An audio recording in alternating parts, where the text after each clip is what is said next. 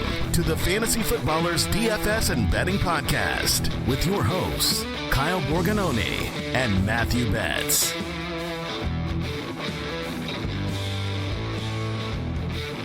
Welcome back.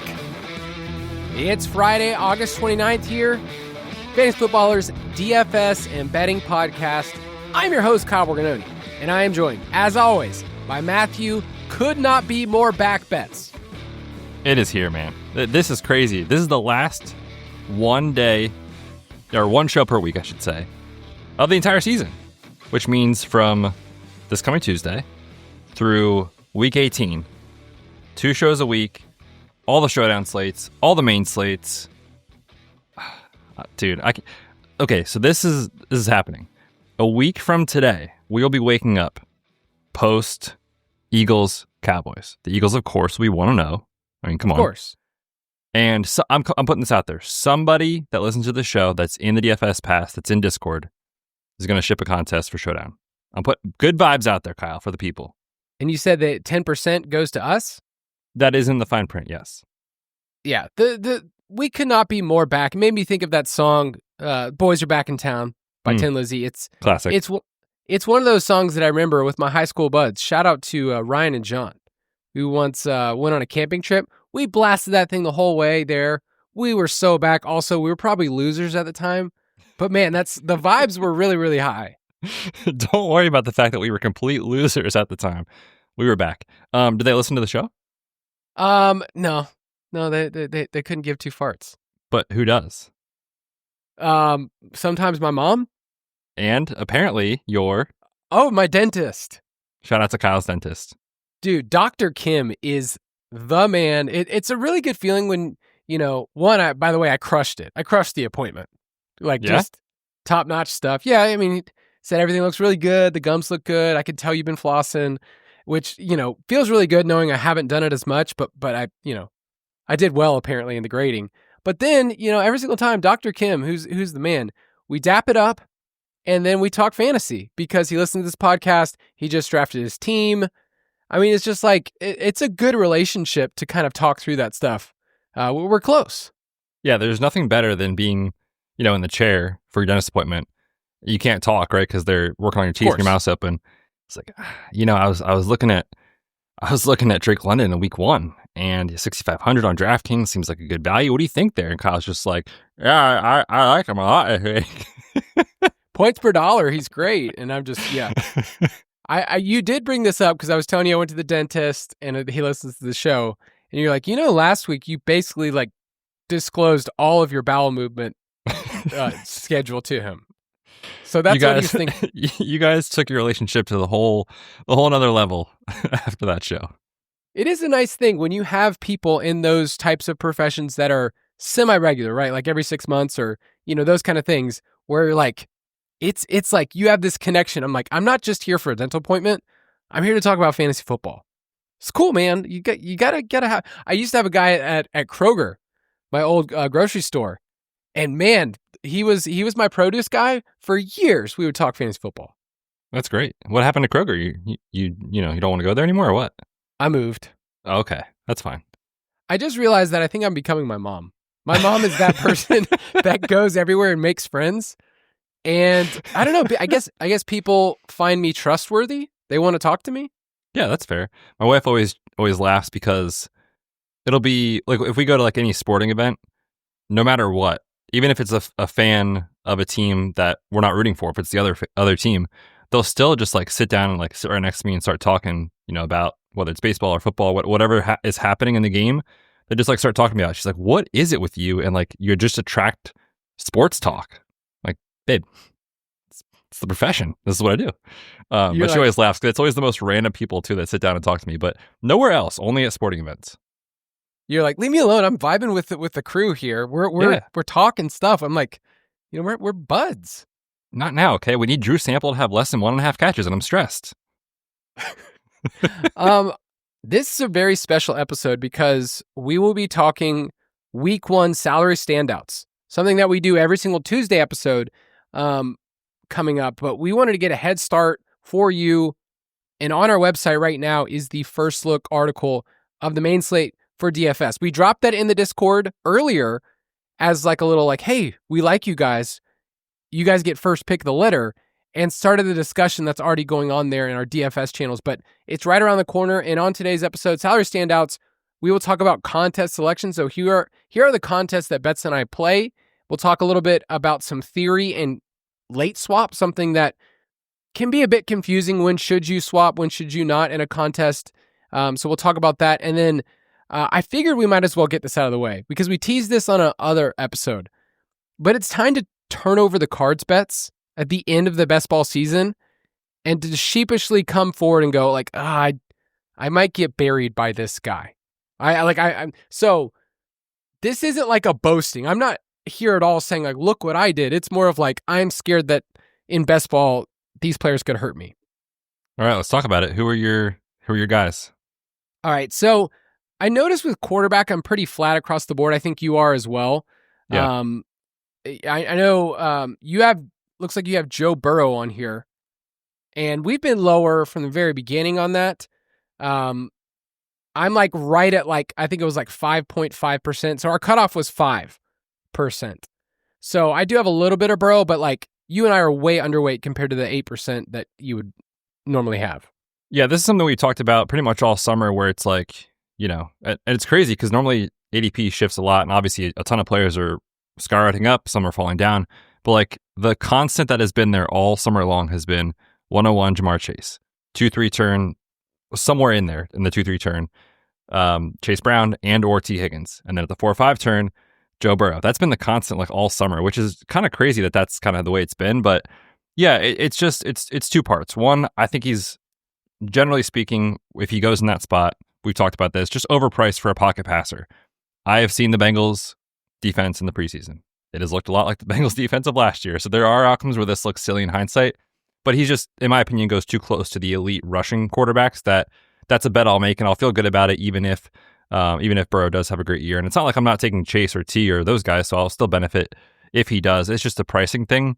And we've talked about this other times too, just the stacks that everybody's going to have in these tournaments. So it's more of a leverage game theory type thing on Burrow. But yeah, I only have 2% on DraftKings and 1.4% on Underdog. Yeah, I remember some of the teams that I built early were like, oh, well, I'll get different because I really like Gesicki. And, they've added Noah Fant, Drew Sample's still around. It's like not looking as good. But yeah, I don't have much Burrow. Let's go to running backs because I think that's kind of where you get to take your stances. And I don't know if this is a good thing, but I'm a stubborn man. Have you noticed that over the years? I'm a bit stubborn. You don't say, Kyle. You don't say. I just kind of made the call early on, like I'm not drafting a day 3 running back over and over again, and that was Jaden Blue. So I have 4% Jaden Blue. Okay, I feel like in process, like I'm not worried about Blue, but when you look at how it goes well for him, it's an ambiguous situation. Javonte could be complete dust. Miles Sanders could be dust. Phil Maffa is on IR to start the year, so I think Blue is one of those guys that I could see going either direction. I have 6%. So I'm kind of with you, a little underweight, but definitely not like a full fade for me. We'll see, man. He did get steamed up to a point where it was like, guys, this is kind of crazy. He was going at some points like 120s, which seemed a little crazy. So at those prices, I was out. Then he had the heel injury and now the ankle injury, and he fell quite a bit. So I was scooping him up a little bit then. But yeah, I could see that one going either way for sure. Yeah, other running backs that I am 5% or lower that not shocked me because it's reflected in my rankings, but Chuba Hubbard and Kyron Williams. I've kind of made the call that not every single Ram in the first couple of rounds is going to pay off, and Kyron's the one that have been the lowest between Puka and Devontae Adams. Don't know if that's right, but Chuba and Kyron are two running backs that could come back to bite me. Those two also, I noticed this, they were the lowest in yards per route run among running backs. Call me a bit biased. I like the stat. That's not surprising at all. Yeah, they both feel, well, I guess Chuba feels more dead zone-y to me than Kyron, even though Kyron is kind of a prototypical dead zone back, like not a ton of pass catching work. Quite honestly, I don't know how good he is or isn't, and if it even matters, but like he just gets everything. So he is a volume-based running back on a good offense. And those guys work sometimes in fantasy. Other times, it's a complete train wreck. So this offense, as long as Stafford is healthy, which obviously is a factor here, is going to be good. Do they mix in Jarquez Hunter, Corum? I'm really interested to see if that is another one of those like, oh, that was silly in hindsight type of things we talked about, or if like they actually do it because they've been talking about it, for 3 years in a row. But yeah, those two make a lot of sense to me. For me at running back on DraftKings specifically, I have 1% Derrick Henry. That does not feel good, but it's a price thing. Like he always goes way earlier than I would take him. Like he goes 11th, 12th, 13th, and there's just elite wide receivers or running backs with a pass catching skill set that I'm just going to take over him on a full PPR site. I do have 6% on Underdog, so I'm not like full fading. But also, I will say, is he the most terrifying person to not have? Every time I see his name go off the board, I just think like, okay, here we go. 4th year in a row being underweight and 4th year in a row regretting it. This is gonna be fun. That's how it was for Kelsey for years. Yeah, it is what it is. I'm also way underweight James Cook. We've talked about that with the regression and all that sort of thing. And then one guy that I wasn't like purposely trying to full fade, but somebody else in my room always was like excited to take him, was Pacheco. Where are you at with Pacheco? I have 1% so far this summer. Dude, I'm at 10%. Oh, okay. So Pacheco's going to decide which one of us is rich this year. I like where he goes. And I know part of it is simply this team. Here's their team implied totals for the year. I think they're 6th. And it seems like they want to give him the work. They kept 4 backs. They did. And all of those could make noise. And the refrain I've been saying is the dude who's going to make the most noise in this team is probably going to be a bunch of different dudes or somebody not even on the team at some point. But for now, I think Pacheco's price has been fine most of the year. Yeah, I think that's all right. Okay, this is interesting. We both have the same wide receiver. Yep. Cooper Kupp. 2%. I have 1% on both sites. I mean, it's obviously because Torrey Horton's going to the Hall of Fame, right? That's part of it, but you need to say your phrase of, if this guy beats me, he beats me. Yeah, man, it's tough, Like, I wish Cooper Kupp was in a better scheme or pass volume type of situation to kind of maybe mask some of the inefficiency concerns. But the injuries are piling up. The lack of, efficiency over the last year or two has really shown itself. And now he's at that age where you start to really question, like, how much is left in the tank. Did you see they kept, was it 4 tight ends? And I think a fullback. 2 fullbacks. Oh, 2 fullbacks. Okay. So that tells you a lot about what this offense is going to look like. We talked about being overweight Ken Walker and Charbonnet all summer. And as a result, I'm into the running game. So yeah, Cooper Kupp could be the guy that just, drop kicks us in the face. So we'll see. And I'll throw out one more I mentioned last week, I stayed at it. I have not drafted Terry McLaurin. I'm not saying that's a good thing. Not once, huh? No, I can't click the button and I haven't. This one I'm at 5%, and it was a bit surprising that I was underweight, but it's Trey McBride. And I know that the theory is if you don't get one of the 2 elite tight ends or Kittle, then like, what can you do? I've been high on the Cardinals. That's the problem is like, in a lot of the metrics, they're top 10 in team implied totals for the year. I've just built other ways. So I kind of regret that. I really would love to be around 8 to 10% because I don't dislike McBride. It's just how it shook out in a lot of my drafts. So that one could come back to bite me. It just comes down to touchdowns on the site. Like if he gets up at 6, 7, then I will be buried. Yeah, or if Petzing and the boys do change Marv's role and, it does eat into McBride's usage and the underneath stuff, it's possible that changes. We talked a lot about Drew Petzing this week, and we talked about that on Dynasty Show with Jason and Marv and that sort of outlook. To me, my I guess, preconceived kind of idea is like, if it worked last year, why would they change it? So I have a lot of McBride. So this is, again, one where we differ. And if Marv has that classic year 2 breakout and it hurts McBride, then it will not be good for me in the best ball streets. Dude, I'm looking at my tight end exposures. I feel happy that my number 1 tight end is Tyler Warren, who I've just no matter what. Dallas Goedert, Mason Taylor, Juwan Johnson, and then Travis Kelce's in my top 5. So I feel fine about that group. Is it because he got engaged? Dude, I was so before the engagement. Yeah, obviously. Yeah. So we'll see. We'll see if we both get buried.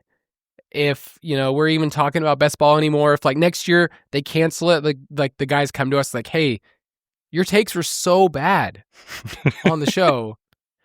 I mean, the problem with best ball is it's over the summer and you really have to stay connected and stay plugged in to ADP changes. So every single week, Betz and I, when we talk before the show, we're always like, man, I want to make sure that people are using our rankings that were up to date. And yet, like, if I was gone for a weekend, like we did like a family trip one week, I was like, man, I feel like I already missed some rankings. Then I update them on Monday. So it's a constant thing. The number one thing I would tell people, if you're new to best ball and you want to play best ball again next year, there are so many sharp people in Discord that are more logged on, more online than me. Is that even possible? Dude, there are people that are just there. They are living there, and they are helping us be good at what we do. Yeah, it honestly is my favorite part of the summer. So thank you all to like listen to every single best ball show we did. And in Discord, like you said, just there's people talking strategy and game theory and rankings and player takes and just everything you could think of when it comes to best ball, and really good players that have won a lot of money playing this game. So yeah, obviously, Kyle and I hopefully give you guys some good info, but there's so much more to this, and that is in Discord. And I love just hopping in there whenever I have a break in the day or, drafting a team at night, something like that. Just a great group of people to talk football with. I will not check in on my teams until after the first month. Okay, I'll just the little peek see. And then really, let's be honest, like so much can change. Oh yeah, dude. It's wild. And I've said this before on best ball, like there's nobody really wants to admit this, but there is an unbelievable amount of luck that goes into what happens in the season that, I've talked about this last year. Like after the first 3 weeks, I felt like an absolute genius with the Rashid Rice exposure I had, where it was like, you get him in the 70s, the 80s. I'm like, this is the year, man. I mean, this is the year we're taking it all home. And then he gets hurt, right? So it's just, you need so many things to go right and to get lucky and have those things happen at the right time for your roster and kind of for your construction. So it's a fun game, but it's way different than DFS. And I love doing it every summer, but it's time to turn the page and now talk about things on a week-to-week basis instead of trying to predict what the heck is going to happen in a cold December day in, week 17. Exactly. And I want to finish this with a quote. Okay. This is from, I watched this recently, but the first Avengers, Nick Fury says this, that we are hopelessly, hilariously outgunned. And I think about that with like week 17 stuff as like, I can be like, I know there's a matchup, but it is hilarious how much we are out of control for that type of stuff to even happen, which is why I'm so mad at Ricky Pearsall. Like, dude, I was right for a lot of the season, and then I was very, very wrong. That's so funny. You're right. Didn't matter. Doesn't matter at all. Nope, not at all. All right, let's take a quick break, and then we'll come right back.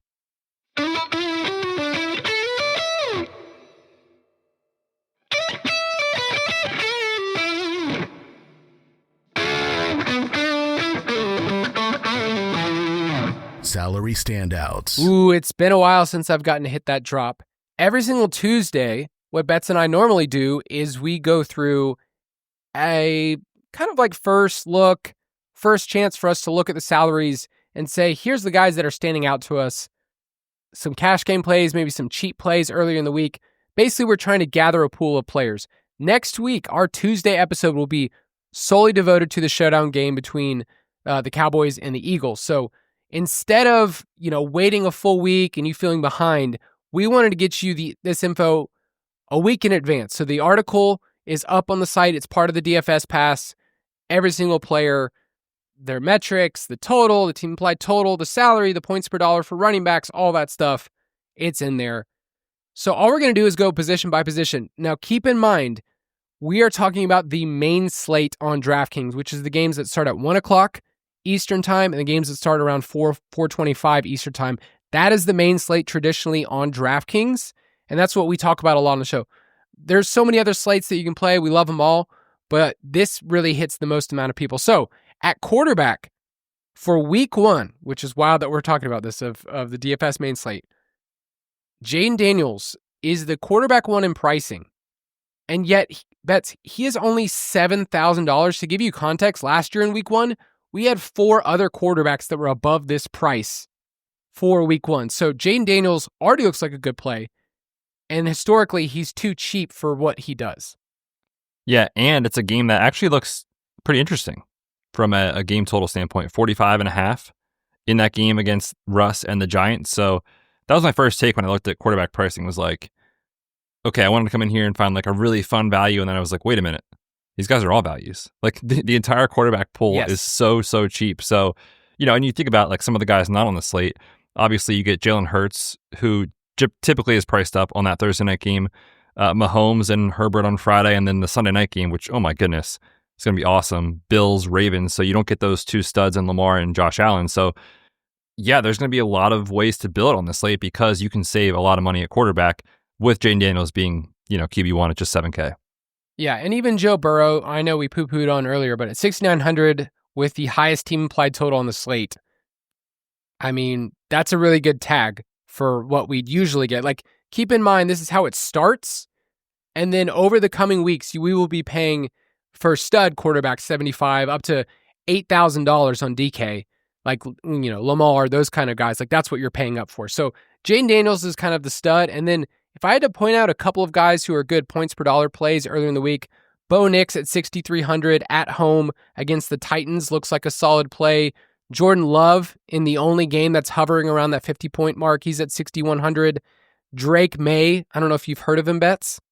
I have once. He's only 5,500. And then at the very bottom, it's not the sexiest play, but I feel like Trevor Lawrence at 5,300 against Carolina, who gave up the most points of all time at home with a 25-point team implied total. Like, Trevor Lawrence is circled already as like, ooh, I might be able to double stack him because, spoiler, Travis Hunter is stupid cheap. He's 5K.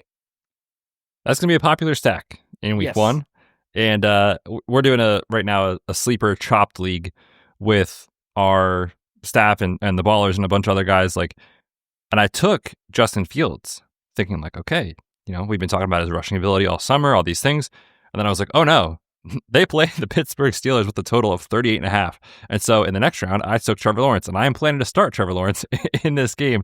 So yeah, against the Panthers, I mean, this looks like an awesome spot, especially if you're looking to save salary and drop down at quarterback. So I'm with you. That looks like it makes a lot of sense to me as well. Yeah, and there's lots of other options. I mean, there's so many stacking options. Keep in mind for week 1, you could almost convince me of anything because the field is going to lock in on a couple of plays. Like Jaden Daniels is probably going to be up there in terms of cash plays because points per dollar, he's just wild at 7K. But there's so many different ways. Like, we didn't even talk about that Atlanta and Tampa Bay game, which you already called for the Falcons to win. Your words, not mine. Correct. But between Baker and Michael Penix, like both those games were really awesome last year. That could be interesting. Let's go to running back. Traditionally, that's where we pay up in cash to secure really good workloads. And the list is really, really long. Like, keep in mind that we don't have any bye weeks, obviously, because it's week 1. And so there are just so many players and so many routes that you can go to, from Bijan being at 8K, which is the very top. Bijan's always going to be a good cash play. Christian McCaffrey at 7,300, who is probably going to be locked in both of our lineups. Just probably. And then, dude, when you go down to the 6K range, Jonathan Taylor, Josh Jacobs, Chase Brown, Kyron Williams, Alvin Kamara, James Conner. Like, I like all of these dudes. Yeah, I think that's going to be super popular. You plug in Christian McCaffrey, then you figure it out. And because you can save out of a lot of other positions, we'll talk about some wide receiver standouts here. I wouldn't be surprised to see it be like an old school slate for cash where it's like, you have like a mid-tier type quarterback, but you are dropping down way down at wide receiver and you're just spending up at running back because these guys are just too cheap, right? Historically, for what they are. Like, there's a very, very good chance, assuming health for McCaffrey this year, this is the cheapest he will ever be this season. So, I mean, we're way too early to even look at like tournament percentages for CMC, but in small field, 50%, 45%, like he's going to be just arguably the most popular play at running back on the slate. I love him. I'm so excited to see Christian McCaffrey play football, not just for like my fantasy teams, but like for the game that we play. Christian McCaffrey, he just makes it. There are some cheaper options, like some of the rookies, like Travion Henderson at 5,500 is going to be clicked a lot because of what he's done over the last month in preseason and hype and training camp. Keep in mind that type of stuff. There are a couple of cheapies I just wanted to throw out there ahead of time. Depending on who the Browns starting running back is, Jerome Ford is 5,600. Dylan Sampson is 4,900 in that game against the Bengals, who, spoiler alert, don't have a defense. So those guys are interesting. But there is a dude at the Stone Men at 4K that the entire world is all about. Dude, don't tell me that people are not going to be playing that Jaden Daniels Bill stack. Oh, man. This is going to want to be one of those that I'm so excited to see what we have when we project the roster percentage for him, because I don't know if you've looked at like any early prop lines, which props are not DFS, so it's not the same thing. But, I mean, they're like 20 yards, for week one. He's going to be played by like 15-20% of the field. Like, I think it depends on the contest that you're in. If you play in a lot of like optimizer type settings where people build with 150s, I don't think he'll be in a lot. If you play in casual people that are, casual leagues that are like, oh, I know that guy's name. He's the hottest thing, on the planet right now. Then yeah, 4K, that might be one that you hand click in there. But I don't even at the price, I don't think he's going to project that great. Right. And we talk a lot about the opportunity cost for certain players. If a 4K player is going to be played a lot, let's just put him at 10%, okay? Which, for someone with this low of projection, that's just crazy. It just seems like an easy thing to go like, okay, everyone thinks what they think going into week one. If he beats me, he beats me. My hands are off. Yes, you can have some cool builds with a 4K running back. We will have weeks like that, right? Where we get the cheap running back, the free square. It seems like to me in cash, it's going to be a lot of Christian McCaffrey, and then you're jamming in two more guys. If it's Chase Brown, who's going to be awesome at 6,600. James Conner, 6,100, also looks, he's going to always be a strong play.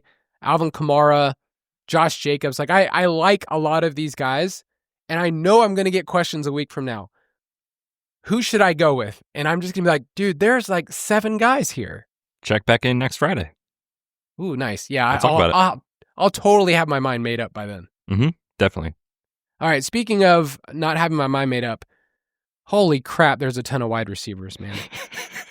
There's so many wide receivers that I forgot this part of the game. You and I have done this for years together, and I forget that week one is just a really long list of guys that are all about, well, he's about 5K or 5,200. Like Tedero McMillan, $5,200. That sounds pretty nice. How about Emeka Egbuka? 4,600. That is going to get clicked a lot. I had mentioned Christian McCaffrey might be the most popular player on the slate. I take that back. I think it might be Egbuka at 4,600 in the Dome against the Falcons. And you compare him with Ricky Pearsall for $4,500. So I'm putting this out there right now. We don't know the official roster percentages, but I'm going to be mindful of the combos I have of CMC, Egbuka, and Pearsall. I think those three are going to be played together at an unbelievable clip in week one. Yeah, and then another rookie, Travis Hunter, who was your fantasy MVP pick on Thursday's Ballers episode, is only 5K. So like a lot of these rookies have gained steam over the last month from just the redraft conversation, and everybody realized like, oh man, maybe I'm too low on these guys. They're very interesting. Matthew Golden at 4,900 is very interesting if Jaden Reed doesn't play. We're still waiting on news about his foot and his Jones fracture. So, I mean, there's so many different directions here. Jamar Chase is the wide receiver one on the slate, 8,100. We were paying 8,600, 8,700 last year for him to ball out for us. So even at 8,100, he's a really good play. Malik Neighbors at 7K stands out to me. He's one of the best when I sort by targets per dollar, like target share and targets per game, and then you divide it by their salary. He's going to stand out a lot. Devontae Adams at 6,100 is another name that I'm like, okay, he's going to show up a ton. And then the most boring name in the world, who I would never click, but Betz would, Jacoby Myers at 5,100. We'll see. He's a little, not thrilled with the folks out there in Las Vegas. Wants more money? I agree. He should get it. I mean, this guy's incredible. We'll see. We want to know with these like holdout guys, and we'll get this information next week.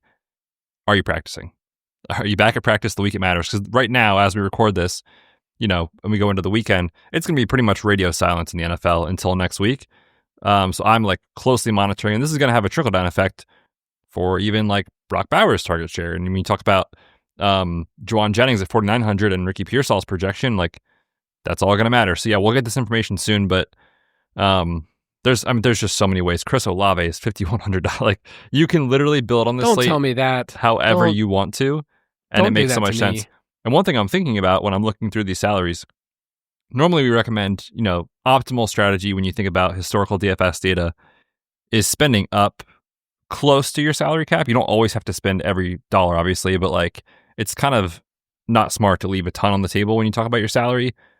You're going to build lineups this week where you probably have 700 left and you're going to be like, I like this lineup. And I think on this slate, that's honestly probably okay. Just because this pricing's stale, it's been out for, 2 months at this point. I think that's okay. Super stale. I mean, these prices are just, we're paying $6,500 for Drake London. Yeah, that also stuck out to me. A player who will lead the league in receptions this year. I really think that's going to happen. I should bet that. The odds are, I looked it up today. It's what are the 17 to 1. Not terrible. Not as good as I would like. Yeah, no, I was like, oh, we got 20, 25. Nope. I think he's like 7th shortest odds. But anyway, there's a lot of wide receivers. And as we've kind of gone through this is like my first time putting it all together.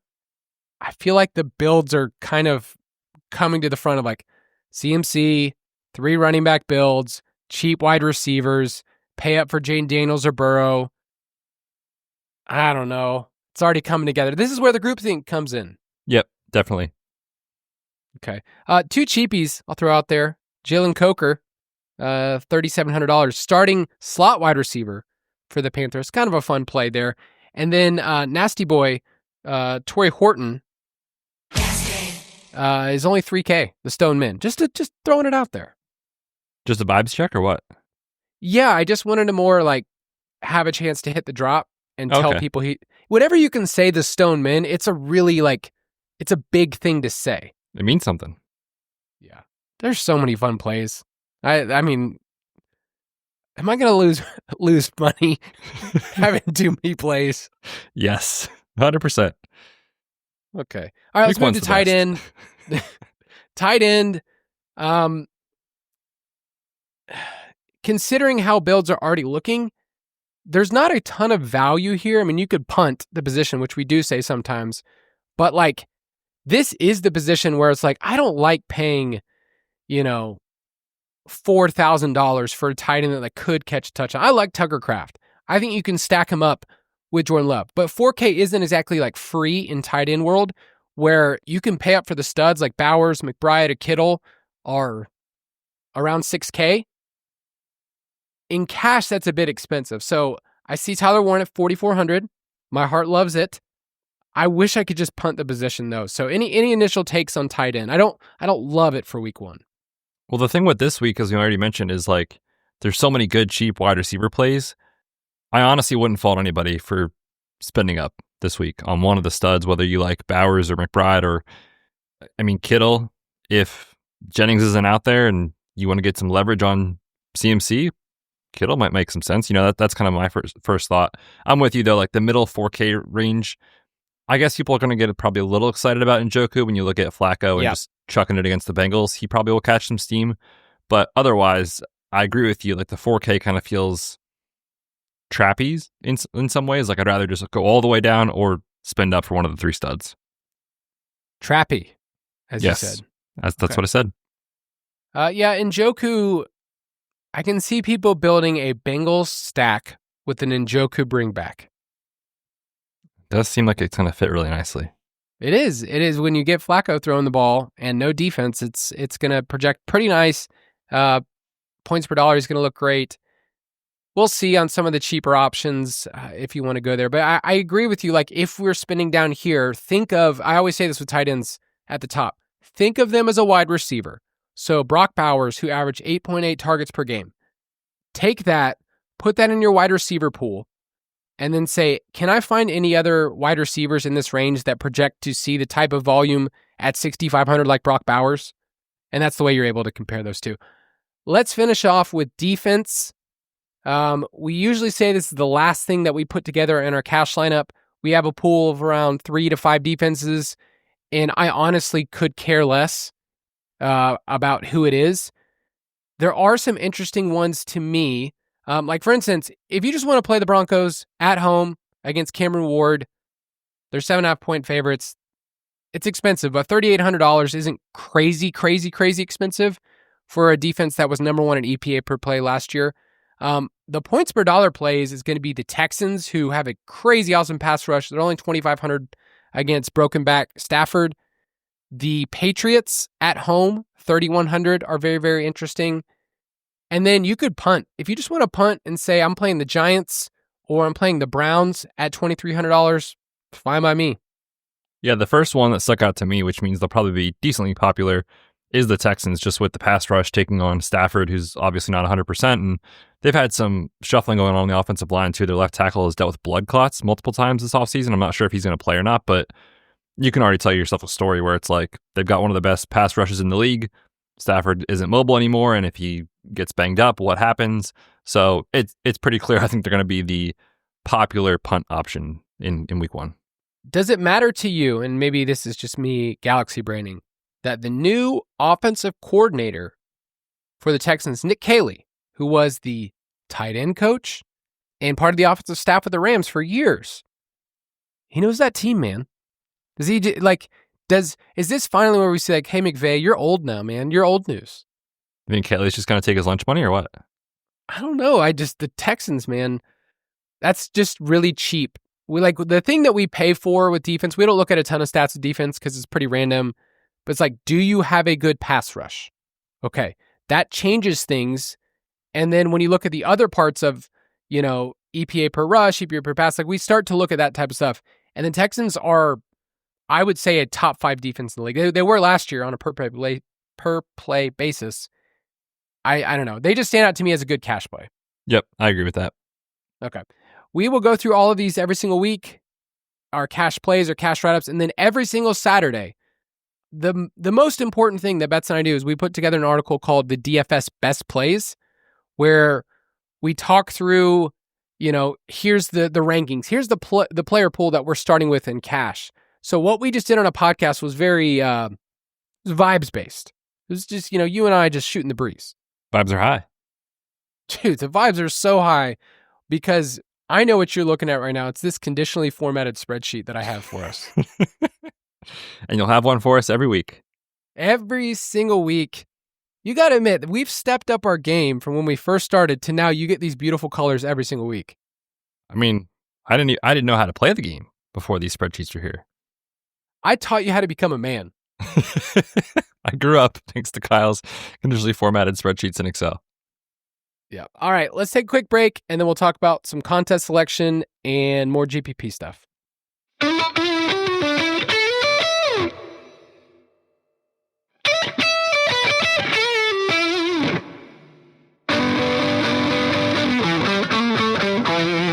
You down with GPP? Dude, this episode, I'm realizing it had a little bit of everything. We talked best ball, week 1 DFS, we're talking contest selection, talked about my dentist. We've got a lot of stuff going on. What else can we fit in this podcast? I don't know. You didn't really answer my AMA question that I asked you in your AMA the other day. Oh, I did see that. I need to go back and respond. I'm sorry. It's okay. No. A lot of people are asking you really important fantasy stuff, and I asked you a question about why Coach Bombay on the Mighty Ducks utilizes his lines the way he does. I'm going to have to go back and check the tapes. Dude, I need to share the story real quick. The other day, my kids are kind of past Mighty Ducks. We're like, Dad, you like it too much. We don't want to watch it again. Stop bringing it up. The other day, Truman goes, Dad, let's watch D2. I was like, yes, we're going to just, I'm going to have this good time. I told them, like, we're going to pause it during the Trinidad and Tobago game. Like, we're going to go really, really deep into this. I'm about to turn it on. They're like, nah, let's watch that Disney movie, Zombies 4. You're like, oh, okay. Yeah, sure, kids. Yeah, not a big deal. I haven't been thinking about this all day. He wipes the tear from his eye. Okay, guys. Yeah, no, that's fine. Yeah, I can't really compete with, these other shows that the kids are watching these days. You'll be there, Betz, soon. It will be. Only a matter of time. All right, so let's talk. Last episode, we went through and talked about DFS strategy for cash and GPPs for tournaments. I think the layer of DFS that a lot of people don't really include in their process is, what contest do I click the button and put my money in? It's like, I know what I'm supposed to do. I'm supposed to stack my players, get unique, have these combinations. But then if you're entering the wrong contest, it can totally throw off a week, months at a time, where you're like, I thought I've been doing the right thing, and yet I'm not cashing in these contests because I'm playing the wrong one. So for instance, the Nickelback contest, is that it? The really, really big 200,000 one on DK.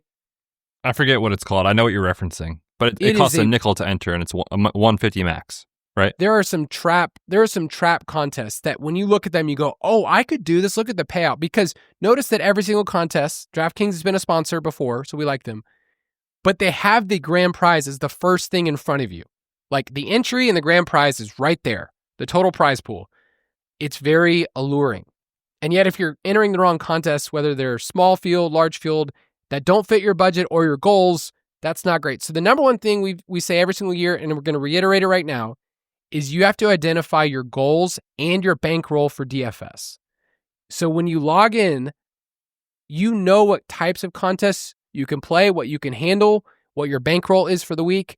And if you're just here for a good time, if you just want to fart around and throw a couple darts in the millie, we love that. The vibes-based approach in the Millie Maker is so fun.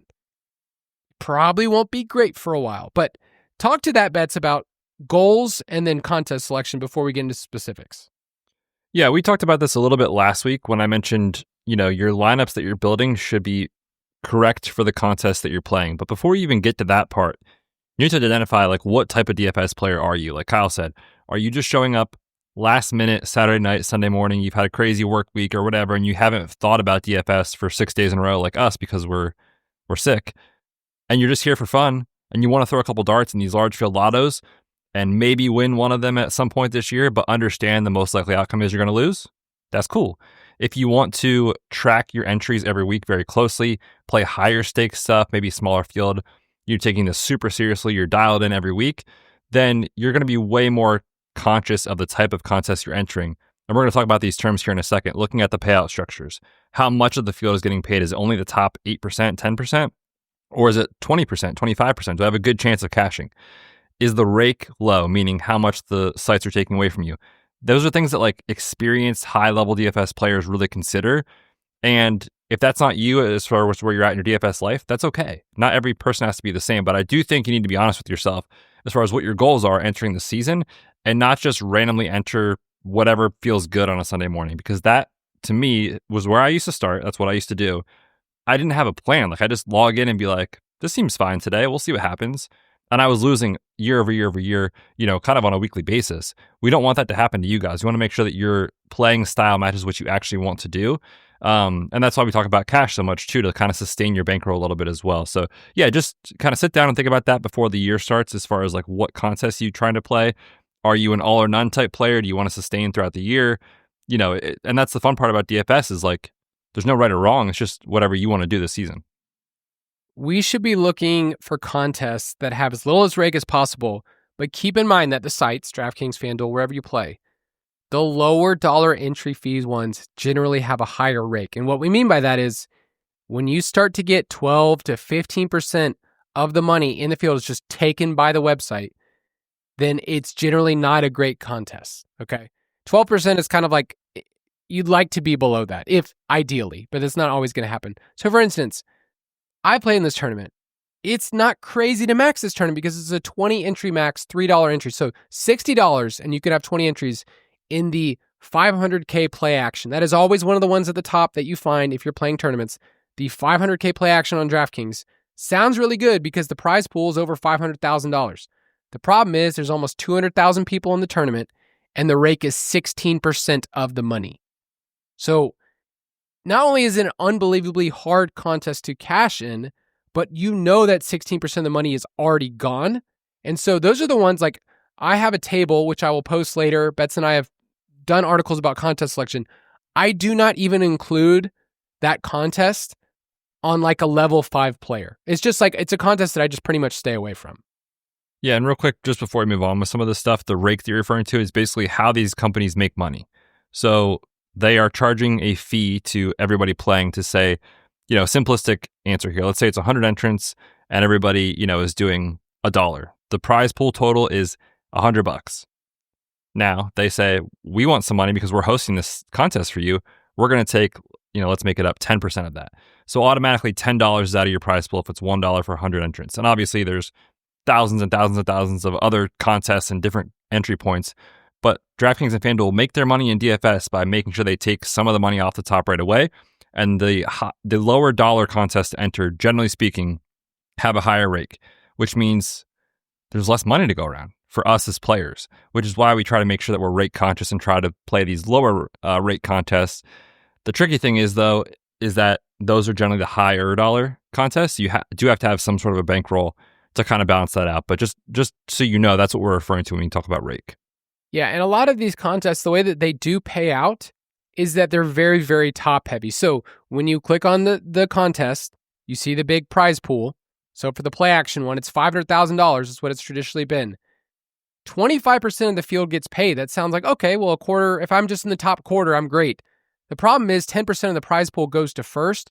And so the structure that it gets paid is just very steep. It's like, you need to be in this top 10, and then it just slowly drops off. We generally like contests that are a little bit flatter. And yes, you might not win the 500K or whatever it is, for that contest. That's why the Millie Maker is really fun. And we don't tell people not to do it, but it's like, it's not really a contest that we found. It's like you literally have to hit the nuts and hit a lineup that you did not see coming at all. Like you probably need to max enter it. And I probably need to say that again. We say it every year, but I need to say it for new people. Our general rule is that if you cannot max enter a contest, so if it's a 20 entry max, if you can't put in all 20 entries, probably don't do it. That's why we don't generally play the Millie Maker as much. I'll throw a few darts, but it's not something I'm counting on. It's not the way I even judge my week, is if I did go to the Millie Maker. So if you can't max enter the contest, then maybe don't do it, because generally speaking, it's probably a contest that's taking too much rake and it's a really hard one. Yeah, for sure. For those of you guys that do have more money to go around as far as your entries, I think the Power Sweep is a solid contest. Now, each entry is $150. So this is a completely different conversation than $3 entry, but it's a 3 max. And, the rake is less than 10% in this contest. So that's what I was referencing earlier. These higher dollar ones, lower rake, better contest to play, generally speaking. But you do have to have the bankroll. So it's one of those, conversations you have to have with yourself as far as your realistic goals. But that's one that I have played in the past, have had okay success in that. And these smaller contests, just generally speaking, that's only 700 entrants.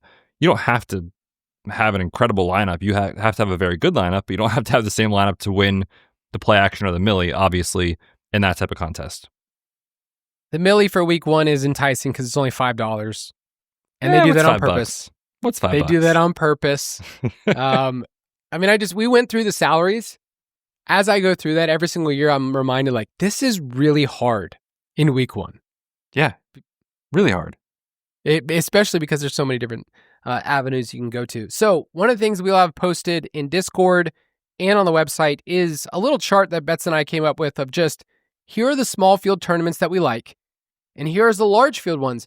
And then the way that we kind of have it set up is just, depending on your bankroll, depending on your level of expertise, here are the ones as you go. Now, I play in pretty much almost all of these because they're really fun. But I also understand if you're like, hey, I only want to do levels 1, 2, and 3. And that's where I'm at right now. Or if you think you're the big bad and you're ready to do the Millie Maker, that does not mean that you're not ready to play in, some of these, contests like the nickel. The nickel's great because I have it for level 1 for large field. It's only $5.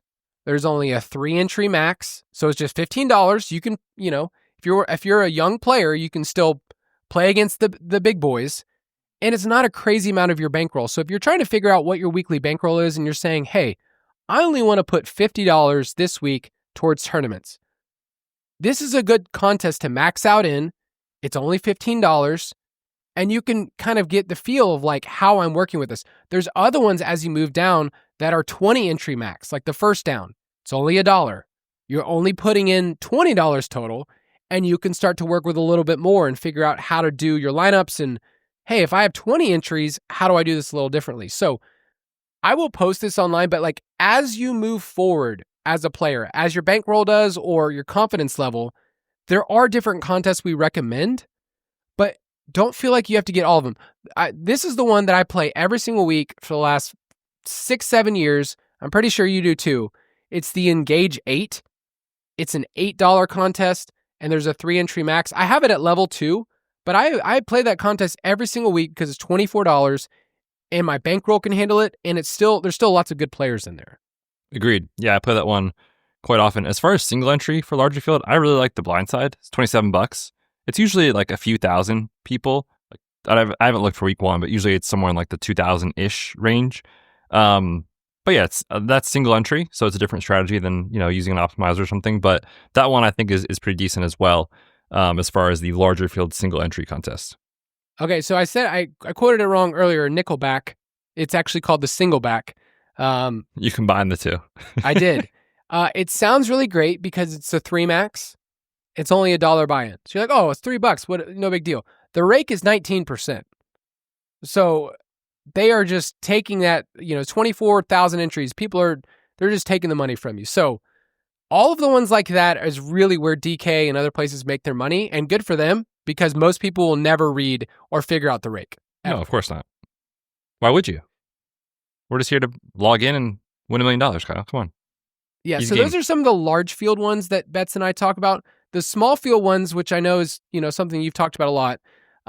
Fair Catch is a really good contest because it's a single entry and there are so many different price points and field sizes for that one. Like there's a $12 one that you can find where the field size, some of them are like 5,000 or 2,000. Those are really good ones. The Goal Line is another small field one that we kind of like. It's only a 3-entry max. It is a little bit more expensive for people, so I think I have that as like a level 3 or 4. It's $75, but the rake is under 14%. It's got a good payout structure. All of this we will have on the site. I know I just mentioned a ton of different ones, but it's really important for you to identify before you start clicking the button on a bunch of contests to go, ooh, here's some small field ones I'm going to do. I have $50 or I have $100 or I have $1,000 this week. I'm going to make sure I get these contests first. And then if you have some left over, sure.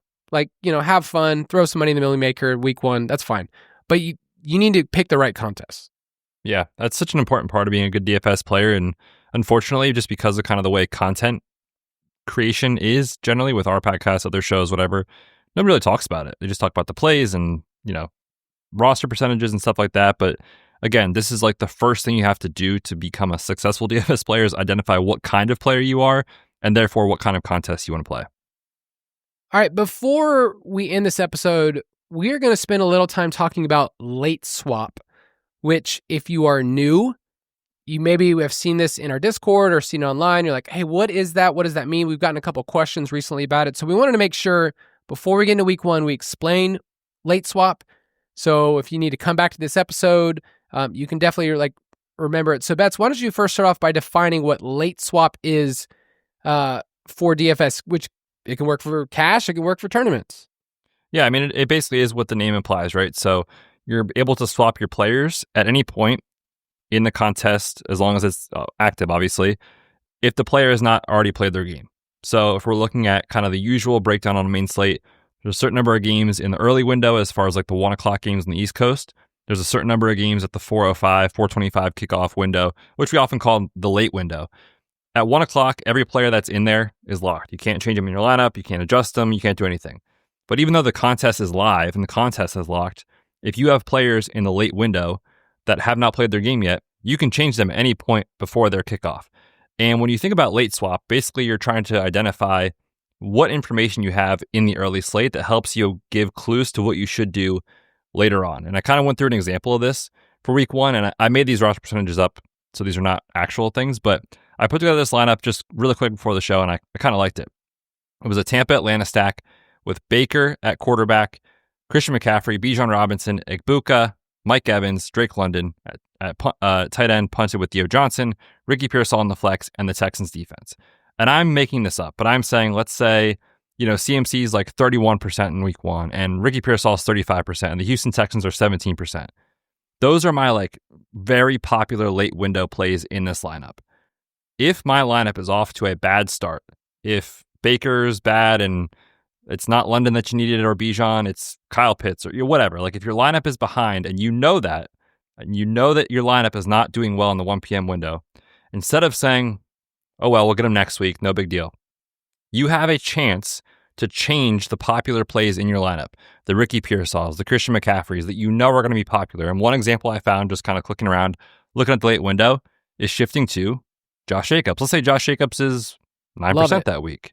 And Jameson Williams fits nicely with that pairing when you change out Ricky Pearsall. He's also, let's say, 9% that week. Even though those guys are probably quote-unquote worse plays than Christian McCaffrey and Ricky Pearsall, what you're saying is I need to vault up the leaderboard quickly, and the only way I can really do that if my lineup struggled early is to get on players that aren't very popular this week. So that's one kind of just classic, example of a classic slate where you could do that.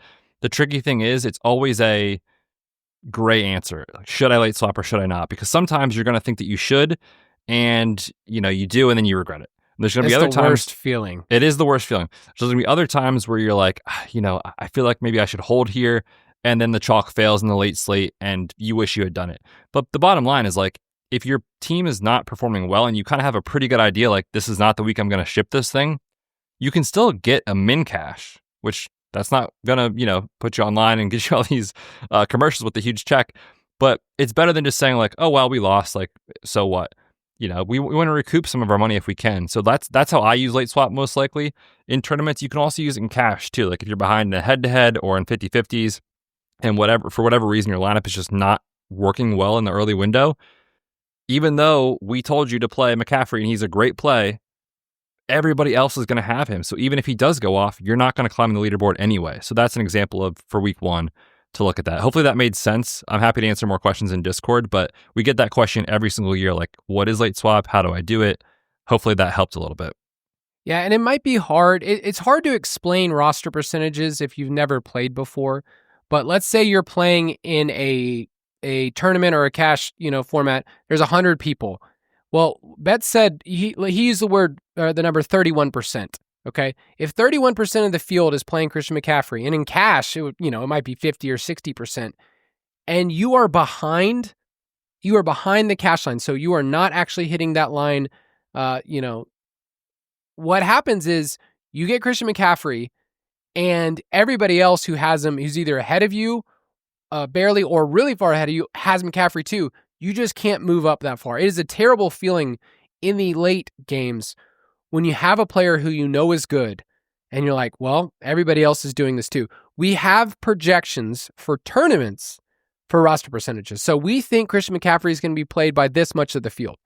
We do not have those in cash because there are so many different formats of what cash is and different price points. So when we talk about cash, it's like, is this the $10? Is this $25? Is this the head-to-head? Is this the $100, 50-50 one? There's so many different formats. So we do not project for cash. No one I know really does that well because it's kind of a nuanced thing.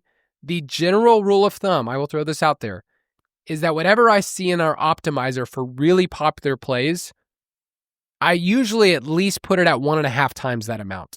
So if Christian McCaffrey is showing up as 25% of all people playing the Millie Maker or playing Christian McCaffrey in tournaments, I bet he's going to be at least 40 to 50% in cash.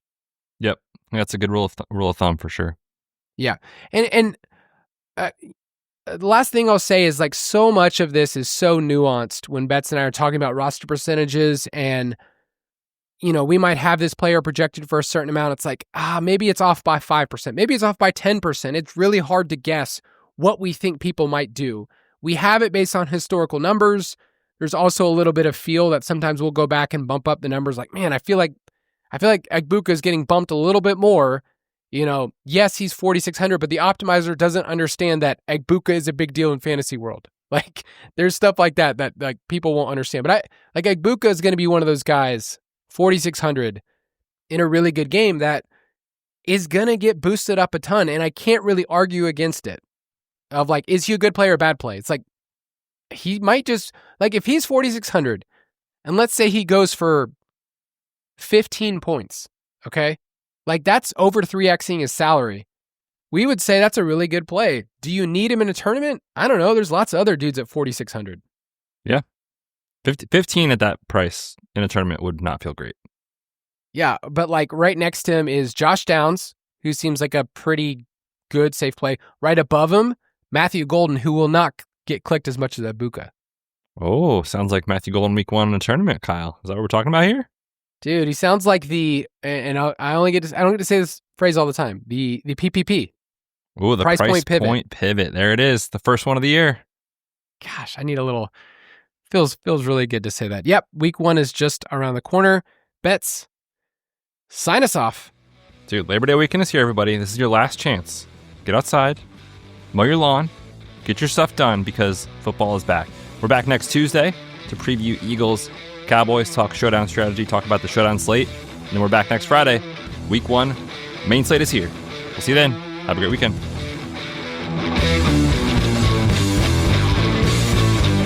Thank you for listening to another edition of the Fantasy Footballers DFS and Betting Podcast. Don't forget to visit us on the web at thefantasyfootballers.com.